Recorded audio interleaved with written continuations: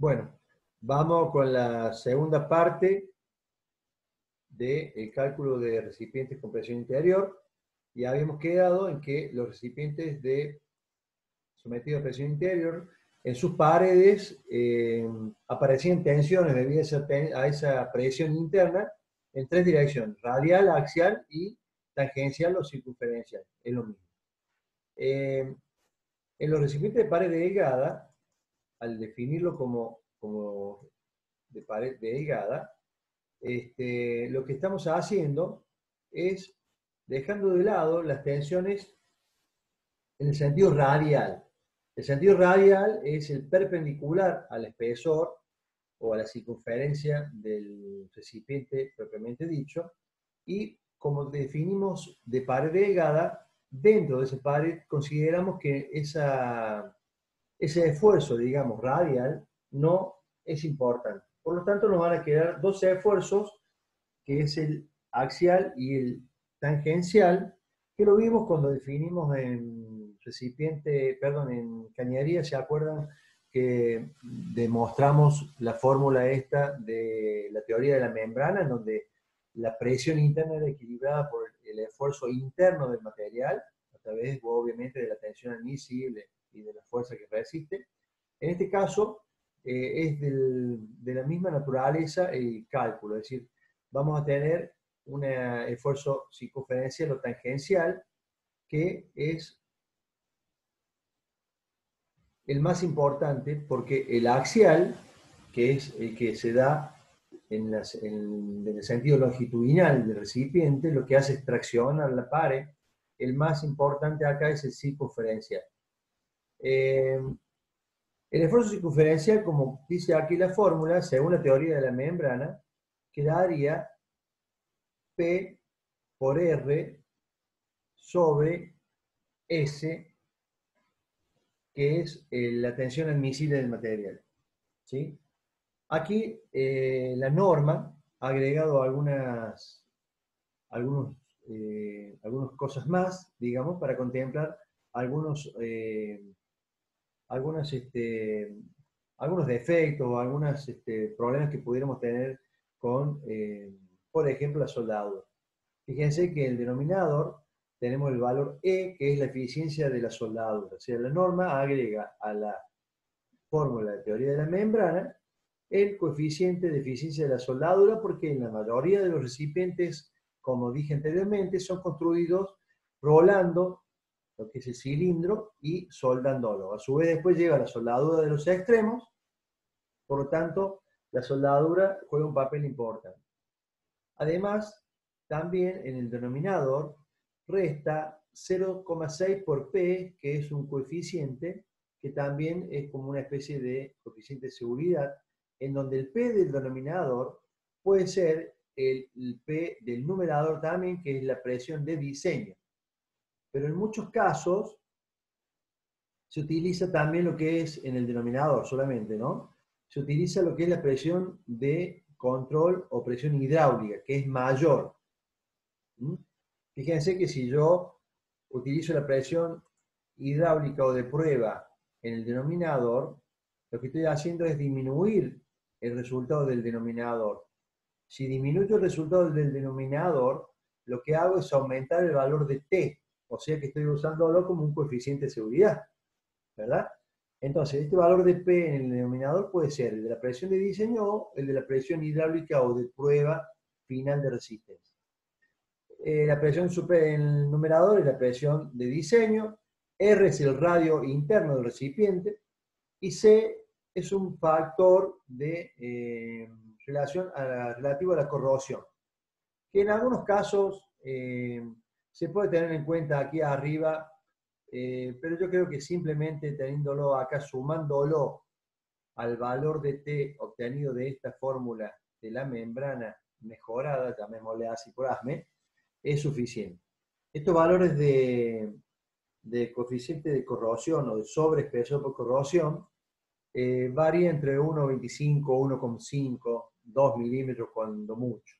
Recuerden siempre que cuando hacemos el cálculo de T, después tenemos que ir a buscar el T comercial y normalmente tendríamos que ir al superior si estamos muy cerquita o hasta por ahí no llegamos al que se encuentra comercialmente. Entonces, esos 2 milímetros o 1,5 milímetros que le íbamos a sumar por sobrepresión por corrosión, ya está dado porque vamos a seleccionar un material según un espesor comercial que podamos encontrar en el mercado. ¿De acuerdo? Entonces, para el espesor del recipiente, utilizamos esta fórmula de T. ¿Sí? Este es el espesor del recipiente. Bien, después veremos cómo hacemos el cálculo de soldadura cuando entremos a ver soldadura para ver que nos resista la junta también a la presión a la cual estamos diseñando el recipiente.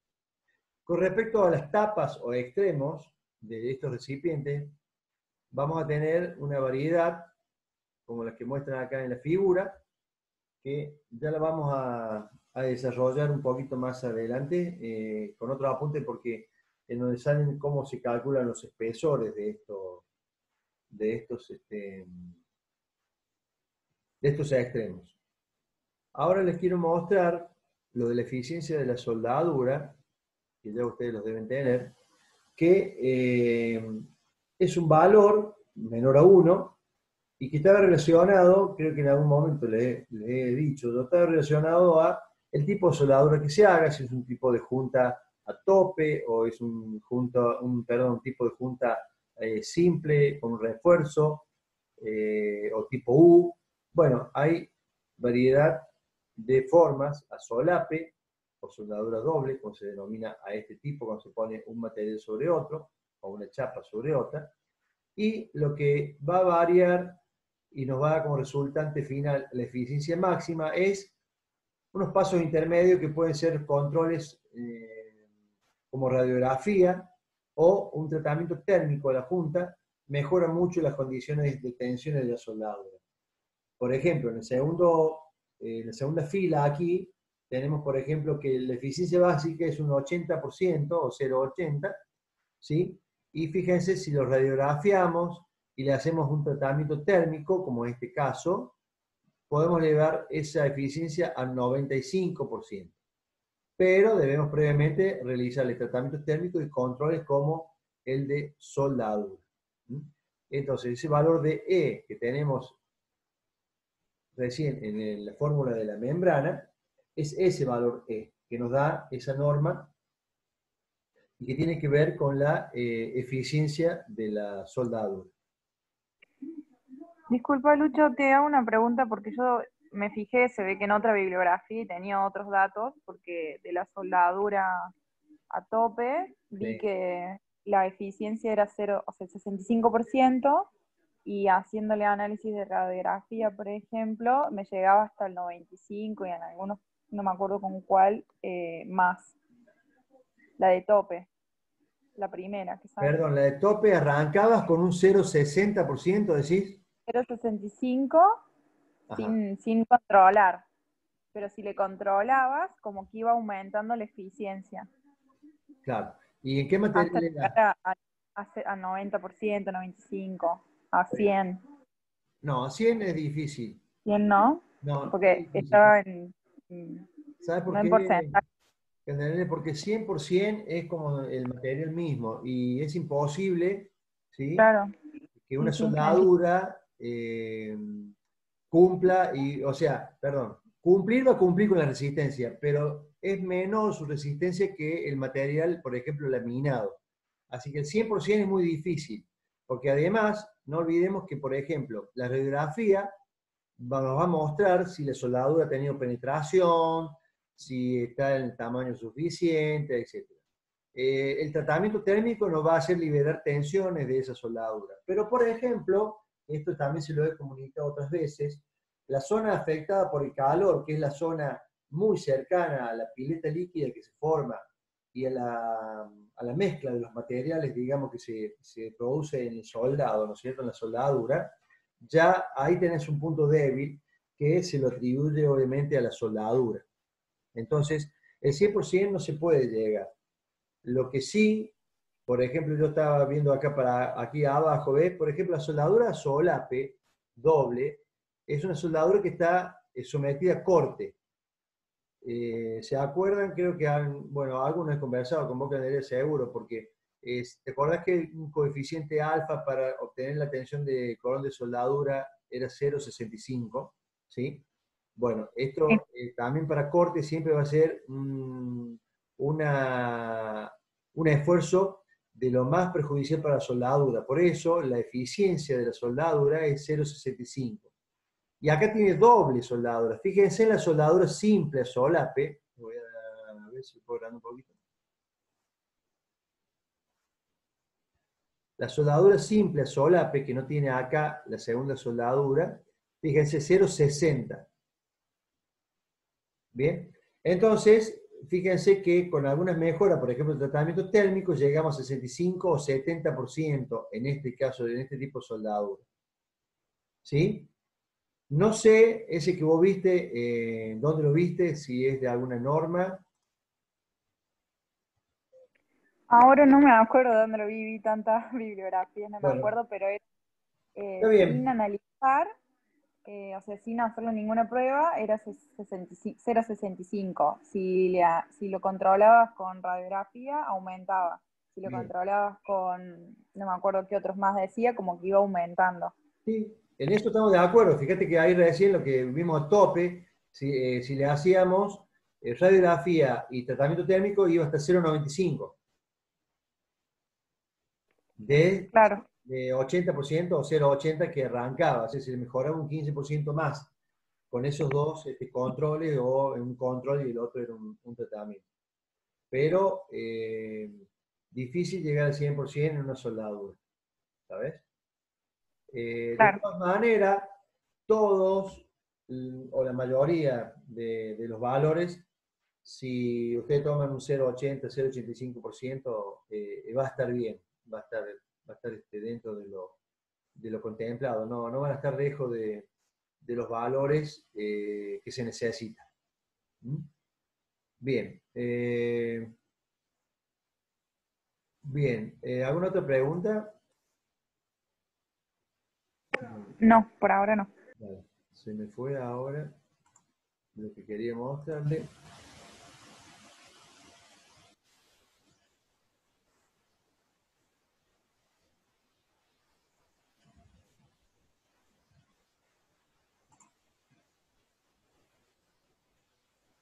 Ay, qué lindo.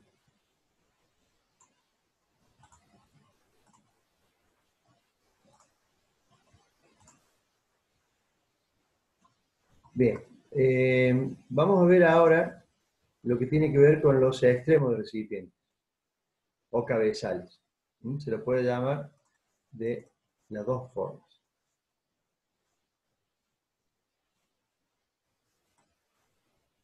Bien, acá tenemos los cabezales. Voy a meter un poquito para que lo vean. Con respecto a los cabezales que contemplan la norma, ya vamos a ver las figuras, son elipsoidales, toriféricos, hemisféricos, cónicos, toricónicos, planos, conformados. Cada una de estas formas van a ir variando de acuerdo a la necesidad y principalmente a la presión interna que existe en el recipiente.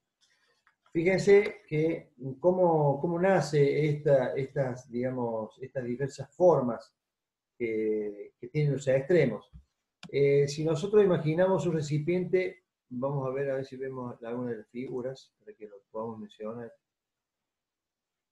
Bien, bueno, vamos a ver este que es el caso típico de un recipiente de alta presión, por ejemplo, que contiene hidrógeno, tiene que tener esta forma, digamos, semi-esférica. Supongamos que este fuese un recipiente con un extremo plano, es decir, una tapa acá simplemente plana. La unión entre el cilindro del recipiente y la tapa plana es un ángulo 90 grados, donde justamente se va a encontrar la soldadura. Ese ángulo de 90 grados lo que hace es ser un concentrador de tensiones importante. Siempre los cambios de dimensiones que tengan 90 grados en ángulos o ángulos vivos, siempre van a ser concentradores de tensión. Por lo tanto, la tensión en la soldadura va a ser importante. Vamos a tener esfuerzos cortantes que tratan de romper la soldadura, vamos a tener esfuerzos normales de corte, bien digo, esfuerzos de tracción y vamos a tener también momentos flectores. Todo eso en el ángulo de unión de la soldadura. Por lo tanto, es un lugar muy crítico, por lo que necesitaríamos de un extremo plano muy grueso, de un espesor mucho mayor al del recipiente propiamente dicho. Cosa también difícil de poder conseguir, y no solo eso, sino que después poder unir un gran espesor de extremo con una pared de recipiente menor. También se hace difícil la soldadura en esos casos. Entonces, lo que se hace es ir deformando el extremo y a su vez ir llevando a la soldadura más adentro que la zona más crítica, donde el esfuerzo de la presión hace que en el caso de los planos el esfuerzo en la soldadura sea muy grande. Fíjense que tenemos estos dos casos como el elipsoidal y el toriesférico, ¿sí? Que si bien no son extremos planos porque ya tienen una concavidad, como la estamos viendo en la figura, fíjense que nuestro cilindro va a estar soldado recién en los extremos donde justamente el extremo, y valga la redundancia, se ha enderezado de alguna manera, ¿sí? No es la zona crítica de la presión, sino que la alejamos de la zona crítica, que en este caso sería el radio. La presión estaría incidiendo de manera más perjudicial en el radio de cualquiera de estos ejemplos de extremo, y no en la soldadura, que va a estar más alejada de ese lugar crítico. Ese es un poco el sentido de estos extremos, por ejemplo, toriesférico y elipsoidal, porque son extremos que se pueden utilizar para presiones medias, pero no para altas presiones, pero sí para presiones medias. Entonces, elipsoidal, toriesféricos, y en algunos otros casos se pueden encontrar con algunos que se denominan cóncavos también. Pero elipsoidal y toriesférico está bien.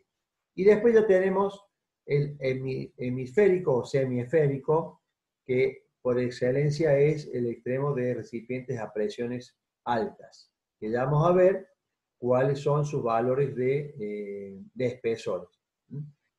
Y después tenemos los cónicos, como recién les había comentado, para evacuar el interior del recipiente. Este ángulo alfa tiene que ser 30 grados como máximo, porque si es un poco mayor que 30 ya dificulta esa evacuación, digamos, sobre todo de los sólidos que estamos mencionando.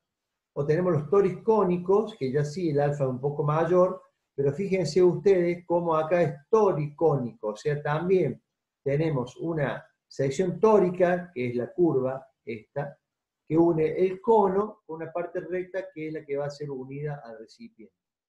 Normalmente en estos extremos cónicos y toricónicos, después de la unión de soldadura con el recipiente, se le suele hacer un refuerzo a todo el diámetro, porque al tener las paredes inclinadas, como las vemos en el dibujo, se generan esfuerzos sobre el diámetro del recipiente que tienden a abrirlo, tienden a traccionar esa parte del recipiente muy cercana al extremo toricónico o cónico. Por lo tanto, en toda la circunferencia muy cercana a la unión del recipiente y el extremo, se le suele hacer un refuerzo que puede ser de algún perfil, un perfil T, un perfil L. Lo que hace es, como le digo, reforzar para evitar la deformación que puede llegar a producirle esfuerzos debidos a este tipo de extremos. Aquí tenemos, perdón, bien, en el caso del cabezal elíptico, ¿sí? Tenemos el perfil T sub R, sería el perfil del extremo, sería calculado de esta manera. La presión, tenemos el diámetro, en este caso, según la figura, es el diámetro interior, ¿sí? Y es prácticamente el mismo cálculo que el de la pared del recipiente, nada más que cambia 0,2 por 0,6 aquí en el denominador. ¿Sí? Aquí en este caso, si tuviésemos el espesor calculado, daría la presión admisible que ese recipiente podría soportar. Esto es para cabezal elíptico. Para el caso de cabezal toriesférico, el caso B, el valor del espesor del extremo tiene esta fórmula 0,885 por P por L. Vemos que es L en el toriesférico. L es el radio mayor. El radio mayor. En estos casos, en este caso del toriesférico, tenemos dos radios. Un radio que es el radio mayor de la curvatura y este radio que se denomina radio de acordamiento. Radio de acordamiento. Entonces, aquí tenemos dos radios, por lo tanto, L es el radio mayor y algunas cuestiones que condicionan el cálculo de espesor, que son, por ejemplo, que el espesor sobre ese radio tiene que ser mayor o igual que 0,002. O que el radio de acordamiento tiene que ser igual al 6% del radio grande, o el radio mayor. ¿Verdad? Y que L, que es el radio mayor, sea igual al diámetro. Si volvemos a la figura, L es el radio de la curvatura mayor, ¿sí? R radio de acordamiento y D mayúscula es el diámetro interior de la figura, en este caso, toriesférica. ¿Sí? En el caso del hemisférico, ¿sí? En el caso del hemisférico o semiesférico, como quieran llamarlo, también tienen algunas condiciones con respecto a que el valor del espesor, qué valor tiene que tomar, y el valor de la presión. En este caso, fíjense ustedes en la fórmula, P por R o el radio sería en este caso, estamos hablando del esférico, o sea que L es el valor del radio del hemisférico, ¿sí? Es el valor del radio. Y fíjense que acá en el denominador tenemos un 2, que si nos volvemos a la norma de ASME para el cálculo del espesor del recipiente, ese valor de 2 no estaba, ¿sí? Por lo tanto, quiere decir que el espesor, en este caso, va a ser la mitad que del cilindro propiamente dicho. O sea, fíjense la eficiencia que tienen con respecto a la presión, este extremo semiesférico o hemisférico, que con la mitad de espesor que del recipiente, o sea, del cilindro que hemos calculado, soporta la presión. Y en este caso, estamos hablando de un recipiente que soporta altas presiones, como por ejemplo el almacenamiento de hidrógeno. ¿Sí? Y los cabezales de cuerpo cónico, también tenemos una fórmula que es igual a esta. Interviene alfa, porque es el cono, ¿no es cierto?, o el ángulo que tiene en este caso el cuerpo cónico, y en el toricónico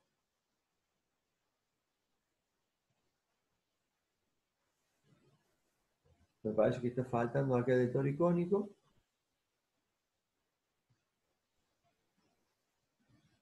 Pero bueno, sería cambiar la fórmula 10, digamos, por el valor de alfa que va a ser mayor que 30 en el caso del cuerpo tórico, y además el radio, acá lo dice, el radio de transición o de acordamiento, ¿sí? No debe ser menor al 6% del diámetro de la falda de cabeza. O sea, tiene algunas otras condiciones esta fórmula para ser utilizada en el cuerpo tórico. Entonces, podemos generalizar diciendo que para recipientes de almacenamientos podemos utilizar extremos planos, ¿sí? Y a medida que va aumentando las presiones, si hablamos de recipientes horizontales, podemos utilizar o cóncavos, o elipsoidal, o toriesféricos, o hemisféricos a medida que va aumentando las presiones en el interior. Y para los verticales que necesiten evacuar contenido, se usan el cónico y toricónico. Después quizás Gastón les haga hacer algún práctico de alguna garrafa, algún recipiente en donde vamos a poner un extremo plano, por ejemplo, y le vamos a dar condiciones en el Cosmos, que es el software que tiene para cálculo por elementos finitos, el SolidWorks, y después, por ejemplo, le ponemos un extremo toriférico o hemisférico con la misma presión, y gráficamente vamos a ver con colores cómo las tensiones en ese ángulo que recién les comentaba que se incrementan las tensiones, en ese ángulo, cómo poniendo un extremo de esta naturaleza, cómo mejoran las tensiones a las que está sometida el recipiente. Entonces, queda la clasificación hecha de acuerdo a que ustedes tengan presiones internas o no. No sé si hay alguna pregunta respecto de eso. Justo eso vimos hoy con Gastón. Ah, bien. ¿Qué hicieron? ¿Un recipiente y un extremo? ¿Y le pusieron presión adentro? Sí, él nos dio el recipiente y le hicimos el análisis para ver las tensiones y nos mostró él cambiándole el cabezal a un hemisférico, cómo se disminuían las tensiones. Perfecto, así que vamos casi juntos, che, mira vos. Y lo vieron gráficamente, ¿no es cierto? ¿Cómo cambia? Sí, sí, vimos gráficamente los colores, cómo cambiaban y nos mostró por puntos cómo eran las tensiones, Ajá. cómo iban variando los números. Bien, perfecto. Bueno, bárbaro, me alegro. Bien, bueno, aquí hay algunos casos, digamos, de cómo se pueden soldar las tapas planas, ¿sí? Se pueden soldar de adentro, de afuera, pueden tener también una especie de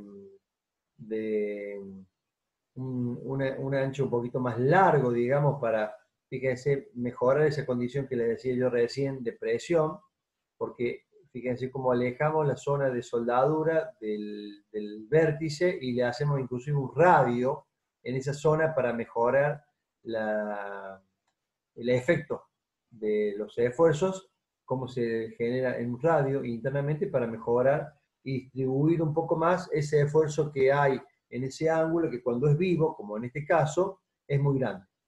Es muy grande. ¿Sí? Bueno, hay tapas rectas con anillos roscados, o sea, se puede hacer tapas con roscas. Este es el caso de tapas como una especie de brida, fíjense, una brida ciega, también puede ser una tapa con una junta en el medio para evitar la fuga.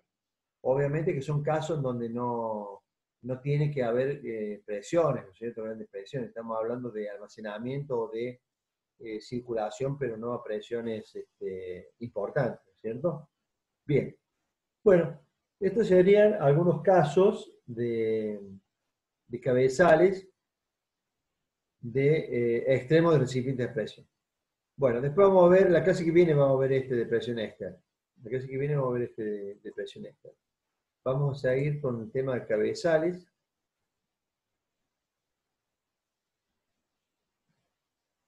A ver. Lucho, antes que me olvide, hay algunas carpetas que quedaron vacías en el V, como la de bridas, soldaduras. Ajá. O sea, yo descargo el comprimido y cuando lo abro no tiene nada. A ver, decime cuál es. Había 2 o 3 archivos que no se podían descargar. A Que ver, decía un ¿saben error. cuáles son? Así las anoto para revisar. Entonces, me dijiste bridas. ¿Algunas carpetas o todas las que están en... Ahí abro el V y te digo. Ah, bueno, dale. Algunas, no todas. Porque yo las he visto, pero bueno. Era la de bridas juntas, Sí. soldadura, eficiencia, y había una más que no me acuerdo cuál era. Bueno, voy a revisar eso. Eran 3. ¿No la ven directamente? O sea, yo la descargo y cuando abro porque son varios archivos, cuando abro el comprimido no tiene nada. Bien, bueno. Sí, Yo vale no sé si cuando se cayó el V algunas cosas se perdieron. Ah, Cierto. Bueno, déjeme entonces, pero sí, cualquier cosa mándeme un correo, pero ahora voy a revisar esto. Revisen siempre, Ah, porque yo confío que está y fíjense, no la ven ustedes. y espesor de juntas, creo que es la otra. Bien. Candy iba a decir algo, me parece. Sí, Sí, que Ana. yo hoy descargué casi todas, o Sí. sea, descargué todo lo que había en el V y hubo 3 archivos, me parece que eran, que no los puedes descargar, pero PDFs eran, que me saltaba el error Ajá. ahí como en la página de que no se podía visualizar. No me Bueno, acuerdo exactamente cuáles eran, pero los puedo buscar. bueno, dale, lo voy a revisar entonces. Sí, lo voy a revisar, no sabía. Pero sí, ustedes apenas que encuentren alguna anomalía ahí avísenme porque yo confío, por ejemplo, que los puse y veo que ustedes no lo están viendo. Bueno, un poco como para también ir viendo el tema de soldadura y para que ustedes también se ubiquen los que están haciendo ya la tesis o recipiente. Fíjense que las uniones soldadas se dividen por categorías, de acuerdo a la posición, digamos, y a la forma que tengan las soldaduras. Estas uniones se califican, ¿no? En diversas categorías. ¿Sí? Fíjense, aquí tenemos, ¿ven? Ya después la vamos a ver cada uno, ¿cierto? En categoría A, B, D, C, y cada una está en un punto, ¿no es cierto?, de ubicación, como por ejemplo en este recipiente, ¿no es cierto?, completamente, ¿ves? Por ejemplo, el SA, todo lo que sean uniones longitudinales, todo donde vean, ¿ves? Soldaduras longitudinales, se van a denominar como A. Esta categoría después también está combinada, obviamente, con la AWS, que es la norma de soldaduras.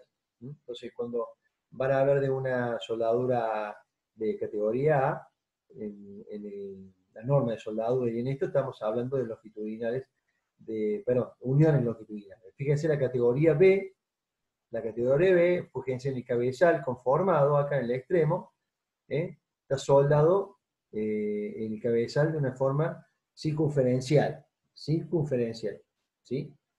En el cabezal.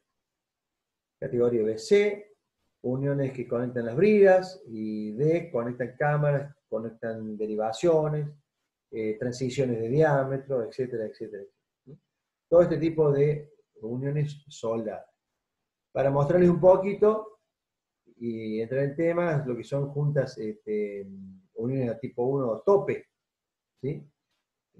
Podemos utilizar desde un lado, de acuerdo al espesor, o podemos soldar de los dos lados. Esas son soldaduras a topes, ¿sí? La 1, por ejemplo, ¿sí? La de tipo 2, a tope simple con respaldo. Fíjense que el respaldo sería una especie de placa que está en la parte interna y hasta donde llega la soldadura propiamente dicho, ¿sí?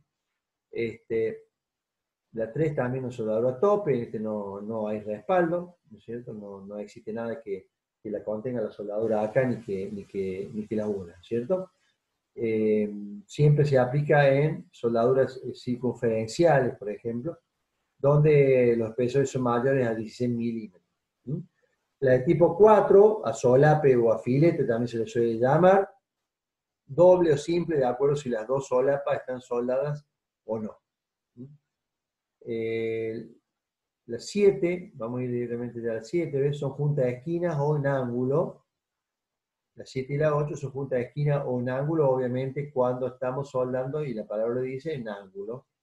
Se suele llamar también de filete también. ¿Eh? Este es el caso de uniones de los extremos, por ejemplo, ¿sí? Uniones de refuerzos, en el caso del 7 se pueden unir refuerzos con dos tipos de soldaduras. Y bueno, algunas otras. Pruebas a presión. La prueba de presión, que yo le digo, puede ser 1,3 o 1,5 de la presión de diseño, que estaría suficiente para el cálculo de la presión. En este caso, la fracción esta entre la presión de prueba y la presión de diseño, ¿sí? Se puede utilizarla o no necesariamente. Directamente por ahí se trabaja directamente con 1,3 de la presión admisible, que es la M, o 1,5 de la presión admisible, y estaría suficiente. Pero si uno quiere agregarle un grado más de seguridad, puede hacer esta relación entre la presión de prueba que vamos a hacer y la presión admisible del recipiente promedio. ¿Sí? En el caso de que sea neumática, el coeficiente baja un poco a 1,1. En el caso de que sea neumática, o sea que se utilice aire para la comprobación, digamos, de la resistencia del recipiente o la presión de prueba que vamos a hacer más. ¿Sí? Bueno, después de este catálogo sigue lo que es recipiente, presión a altura, pero en la clase que viene vamos a ver el de cálculo de recipiente con presión externa, que es bastante distinto a este y se tienen en cuenta otras cuestiones, y después vamos a ver control en altura o recipientes esbeltos. ¿Sí? Bien, no sé si hay alguna pregunta en lo que tiene que ver con cálculo de espesor de recipiente que hemos visto hoy, cálculo de extremo. En el caso cuando hagamos el parcial, quizás podemos darle cálculo de recipiente, cálculo de algún extremo, o qué extremo ustedes utilizarían para este caso. Sería la pregunta. Y calcular el extremo. En esos casos, como siempre, vamos a hacer el parcial con la carpeta, ¿no es cierto? Porque este tipo de fórmulas no las vamos a aprender de memoria. Son muchas, son muchos coeficientes, no nos vamos a acordar nunca. Entonces, lo que sí podemos tener siempre presente es la fórmula de la membrana, digamos que es básica, es muy simple y es deductible también, se puede deducir fácilmente, de la fuerza de la presión contra la fuerza de la resistencia del material. Y acuérdense que en el caso de ASME, para el recipiente, lo que ha hecho, ha tomado esa fórmula de la membrana, de cálculo del espesor del caño que vimos, y le ha puesto el coeficiente de seguridad de soldadura, el coeficiente de eficiencia de soldadura, porque la mayoría de los recipientes van a ser hechos con soldadura, de esa manera, y a su vez también utiliza la presión de prueba o presión hidráulica de prueba, por un coeficiente de 0,6 en el denominador ahí para mejorar. Y además también no se olviden que aumenta a todo ese resultado, le podemos aumentar un sobreespesor por corrosión, que normalmente se lo hace con valores de 1,25, 1,5 milímetros, estoy hablando, en el caso de aquellos materiales de aceros simples o acero al carbono, que por ahí, para darle un poquito mayor de vida útil, supongamos que utilizamos agua o vapor, entonces para darle un poquito más de vida útil se suele darle ese sobrepeso por corrosión. ¿Sí? Vale. En el caso de recipientes de acero inoxidable ya no vale la pena aumentarle ese sobreespesor por corrosión porque ya estamos usando un material adecuado, entonces no va a hacer falta. Pero siempre por las dudas, si utilizamos un acero al carbono simple, siempre le podemos sumar 1,5, 1,25 o utilizar la placa superior al que hemos calculado, al espesor que hemos calculado. Ya con eso, si estamos incorporando 1,2 o 1,2 o 1,5 de sobreespesor, porque comercialmente viene así, listo, no le vamos a sumar a su vez 1,5 más. Decidimos usar ese y se acabó. Bien. Bueno, no sé si hay alguna otra pregunta o alguno que quiere preguntar algo de la tesis. Si tiene alguna duda, si no, bueno, cualquier duda se comunican conmigo, no hay ningún problema, lo vemos. Y bueno, por ahora entonces la clase de hoy está terminado. Vemos la clase que viene con presión externa y quizás entremos en recipientes esbeltos. Bueno, si no hay